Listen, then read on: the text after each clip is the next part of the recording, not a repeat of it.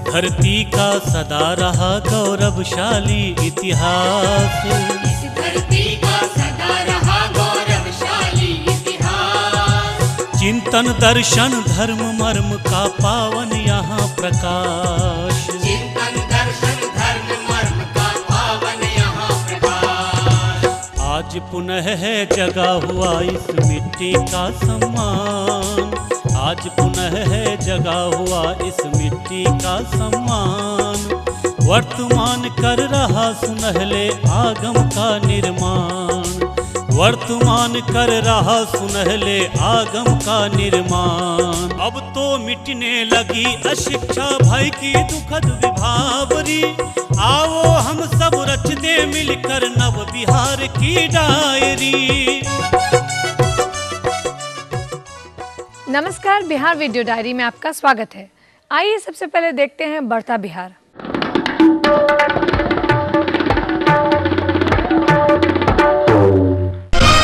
Cabinet ने बेगूसराय जिले के बखरी और बलिया को नगर पंचायत का दर्जा देने के प्रस्ताव को दिया मंजूरी। गैर सरकारी मान्यता प्राप्त अल्पसंख्यक मिडिल स्कूल के शिक्षक को ईद पूर्व वेतन भुगतान के लिए 25 करोड़ रुपए के प्रस्ताव को मंत्री परिषद ने दी मंजूरी। भूमिहीन समेत हर एक परिवार के एक व्यक्ति को पैक्स का सदस्य बनाने के लिए बिहार सहकारी सोसाइटी नियमावली 2008 में किया गया संशोधन। मंत्री परिषद ने मानवाधिकार आयोग में 33 कर्मियों की तैनाती के प्रस्ताव को दी मंजूरी। पटना में निफ्ट की शाखा खोलने के लिए बिहार सरकार और निफ्ट के बीच MOU होगा। राज्य सरकार संस्था को 10 एकड़ जमीन और 58.65 करोड़ रुपए देगी। राज्य सरकार नेशनल डिजास्टर रिस्पांस फोर्स की एक बटालियन की स्थापना के लिए अम्हारा बिहटा में 100 एकड़ जमीन उपलब्ध कराएगी। राहत शिविरों में 1682 चापाकलों समेत PVC टैंकों से जलापूर्ति हेतु 107 स्टैंड पोस्ट एवं बोरिंग का कार्य पूरा किया गया। बाढ़ में बिछड़े परिजनों को मिलाने के लिए एक स्टीयरिंग कमेटी बनाई गई। इसमें समाज कल्याण विभाग, आपदा प्रबंधन विभाग, जीविका, रेड क्रॉस और सेव द चिल्ड्रन के प्रतिनिधियों को शामिल किया गया है। बाढ़ पीड़ितों की सहायता के लिए राज्य सरकार ने दिए 580.5 करोड़ रुपए। राज्य सरकार सूखे से जूझ रहे सूबे के किसानों को डीजल पर अनुदान देगी। यह अनुदान प्रत्येक लीटर के लिए 15 रुपया और 1 एकड़ के लिए अधिकतम 150 रुपए दिए जाएंगे। आइए प्रगति बिहार में हम आपको दिखाते हैं बिहार सरकार द्वारा किए जा रहे प्रगति की छवि। ग्रामीण विकास विभाग द्वारा राज्य के सभी 38 जिलों में राष्ट्रीय ग्रामीण रोजगार गारंटी योजना चलाई जा रही है।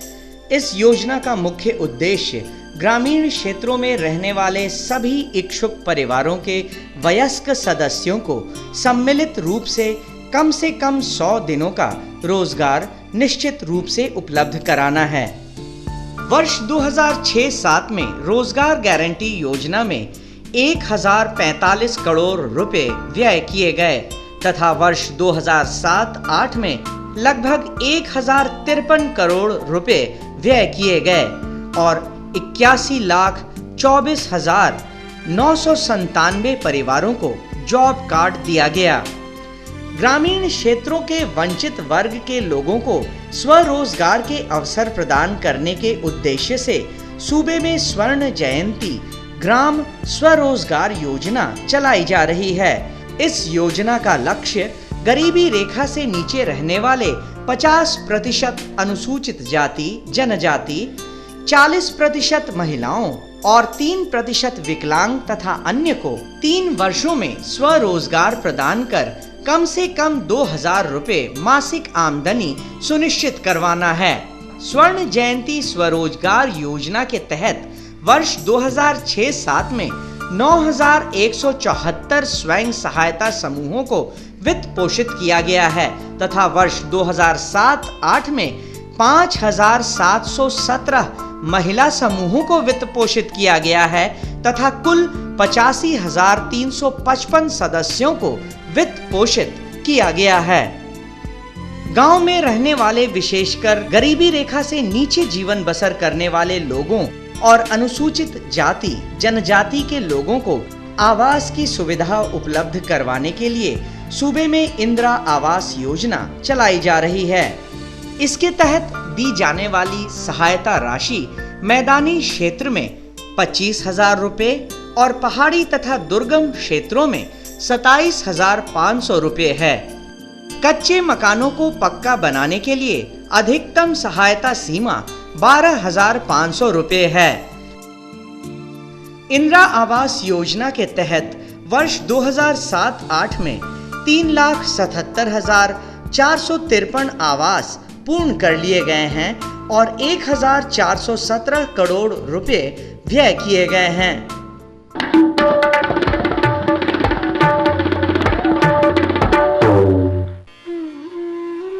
कोसी नदी के कारण आई बाढ़ से लोगों की जान एवं माल की भारी क्षति हुई है। बाढ़ग्रस्त क्षेत्रों के प्रभावित लोगों की सहायता के लिए आप सभी के सहयोग की आवश्यकता है। कृपया मुख्यमंत्री राहत कोष बिहार में उदारता पूर्वक दान दें। दान की राशि चेक अथवा बैंक ड्राफ्ट के माध्यम से मुख्यमंत्री राहत कोष के नाम से दिया जा सकता है, जो पटना में देय होगा। चेक अथवा बैंक ड्राफ्ट निम्न पते पर भेजे जा सकते हैं: मुख्यमंत्री राहत कोष बिहार, मुख्यमंत्री सचिवालय, 4 देश रत्न मार्ग, पटना 1। इलेक्ट्रॉनिक माध्यम से भी मुख्यमंत्री राहत कोष, भारतीय स्टेट बैंक, सचिवालय शाखा, पटना के खाता संख्या 1083912492 में राशि दी जा सकती है। दान की राशि पर आयकर अधिनियम की धारा 80G के अंतर्गत आयकर में छूट अनुमान्य है। दान की इस राशि का उपयोग बाढ़ग्रस्त क्षेत्रों में सहाय एवं पुनर्वास के कार्यों में किया जाएगा।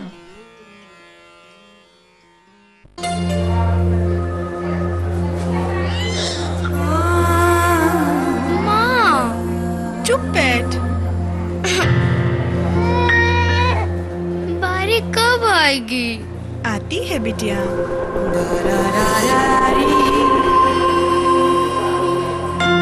माँ, वो क्या है? अरे पढ़ी लिखी तो तू है, पढ़ के तो बता जरा। लिखा है HIV एड्स दूषित खून और दूषित सुइयों से फैलता है। आगे तो पढ़। ध्यान रहे, खून जांचा हुआ हो और सुई नई हो या फिर 20 मिनट तक उबली हुई। जपना दीदी। डॉक्टरनी जी, सुई तो नई है ना? बिल्कुल, तुम्हारे सामने ही तो खोल रही हूँ। समझो एड्स को, चुनो जिंदगी को। HIV फैलता है संक्रमित माँ बाप से बच्चे को गर्भावस्था, प्रसव या फिर स्तनपान के दौरान।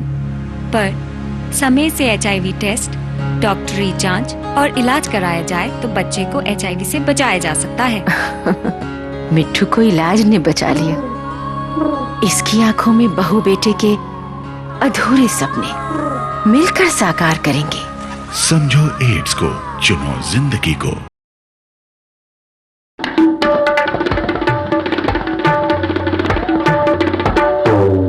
और अब चलते हैं गांव की ओर और देखते हैं अपना अगला सेगमेंट ग्रामीण बिहार। देश में सहकारी समितियों का गठन कर विकास की पुरजोर कोशिश की गई। गुजरात और महाराष्ट्र महज 2 ऐसे राज्य उभर कर सामने आए जहां सहकारी समितियां आज खूब फल फूल रही हैं।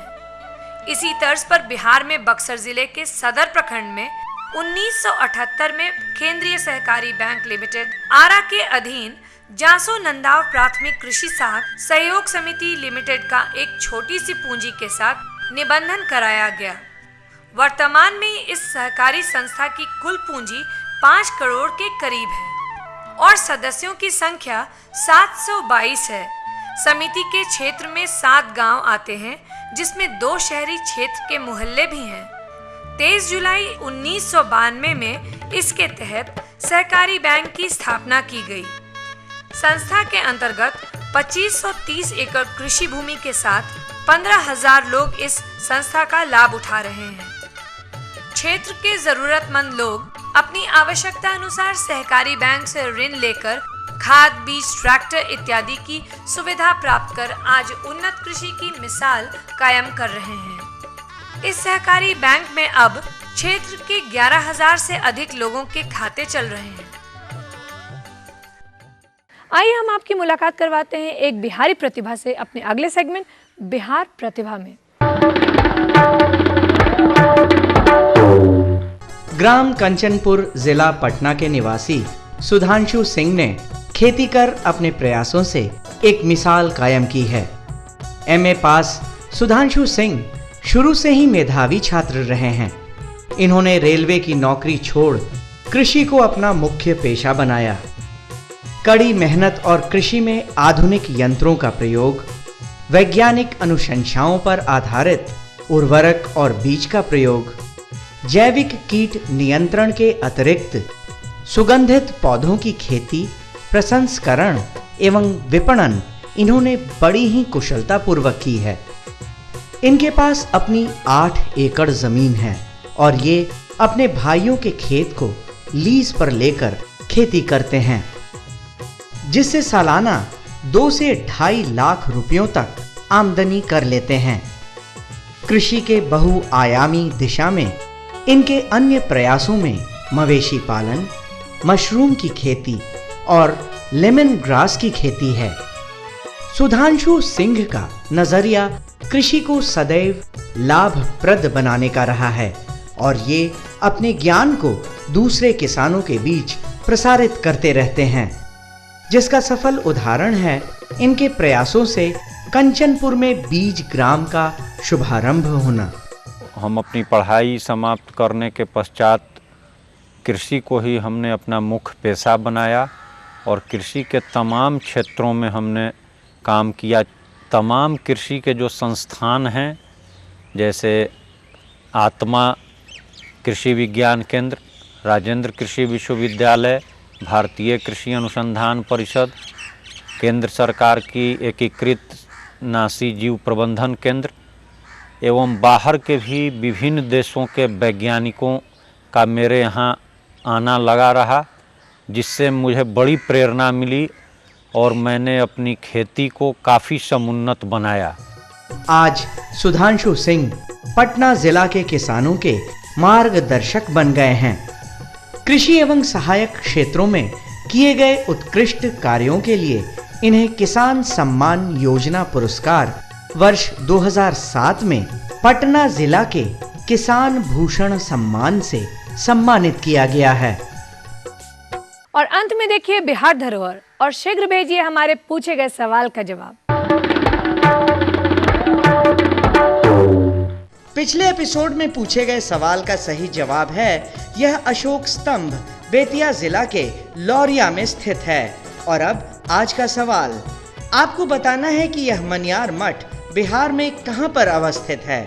अपने जवाब हमें इस पते पर भेजिए। हमारा पता है बिहार वीडियो डायरी, सूचना एवं जनसंपर्क विभाग, सूचना भवन, बेली रोड, पटना 15। आज की कड़ी में बस इतना ही। अगले शनिवार देखना मत भूलिएगा बिहार वीडियो डायरी। तब तक के